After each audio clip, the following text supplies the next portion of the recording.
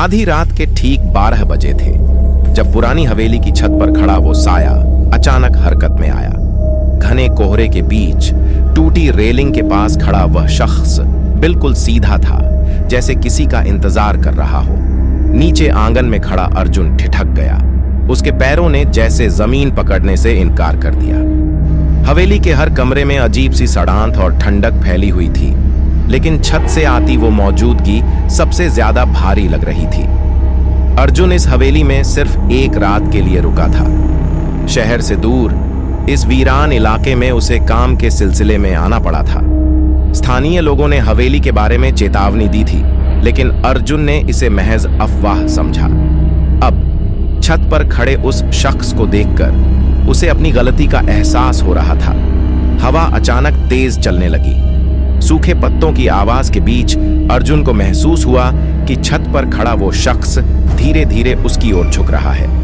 हैरानी की बात यह थी कि उस साए के पैर छत को छूते हुए दिखाई ही नहीं दे रहे थे। वह खड़ा था, लेकिन जमीन से जुड़ा हुआ नहीं। करीब 100 साल पुरानी इस हवेली का इतिहास धीरे धीरे अर्जुन के दिमाग में उभरने लगा। उसने शाम को एक पुराने रजिस्टर में पढ़ा था कि कभी यहां एक अकेला चौकीदार रहता था जो छत से गिर गया था। उसका शव कभी नीचे नहीं मिला। बस उसी रात के बाद से हवेली बंद कर दी गई थी। छत पर खड़ा साया अब बिल्कुल स्थिर था, लेकिन उसकी मौजूदगी और ज्यादा डरावनी हो चुकी थी। अर्जुन को ऐसा लगा जैसे हवेली की दीवारें सांस ले रही हों। हर कुछ पलों में छत से हल्की सी चरमराहट सुनाई देती, मानो कोई अदृश्य कदम आगे बढ़ रहा हो। अचानक कोहरा थोड़ा छंटा।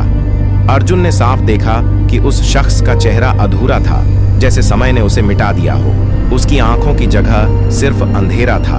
फिर भी अर्जुन को महसूस हुआ कि वो साया सीधे उसी को देख रहा है। उस पल अर्जुन समझ गया कि यह हवेली किसी को छोड़ती नहीं। वह शख्स कभी जमीन पर इसलिए नहीं उतरा क्योंकि उसकी मौत और उसकी आत्मा दोनों उसी छत से बंध चुकी थी। जैसे ही घड़ी ने 1 बजाया, छत पर खड़ा साया धीरे धीरे कोहरे में घुल गया। सुबह जब सूरज निकला, हवेली के आंगन में अर्जुन कहीं दिखाई नहीं दिया। सिर्फ छत के कोने में टूटी रेलिंग के पास 2 पैरों के निशान थे, जो जमीन की ओर जाते ही नहीं थे।